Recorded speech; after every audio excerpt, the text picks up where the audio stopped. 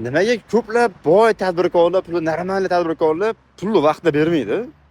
Hayron qolaman-da. O'rta hol, endi ish boshlagan tadbirkorlar nima gap bilasiz, xizmat ko'rsasak, pulni sразу oldindan yoki 50% oldindan beradi va vaqtida beradi. Eng bo'lib vaqtida bera olmay qolsa, telefon qiladi, aka uzr, mana shunaqa paytda kunda berishim kerak edi xizmatlar pulini.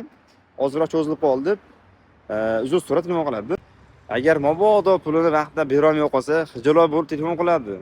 Aka shunaqa vaqtda bera olmay qoldim, 3 kun sabr qilib turing, xudo xolos kartangizni yoki naqd berib tashib ketaman men dedi.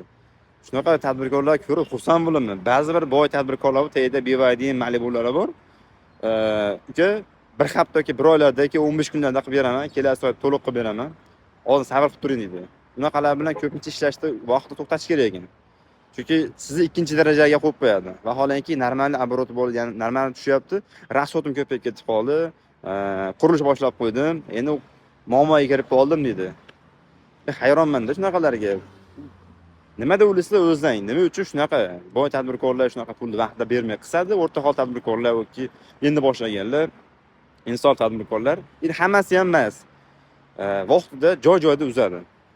Izohlarni yozib qoldiringlar. Mening bilasizlar, SMM marketing bo'yicha biznesdagi xizmat ko'rsatamiz. Shunaqa tadbirkorlarga ko'pincha uchrab qolyapmiz-da.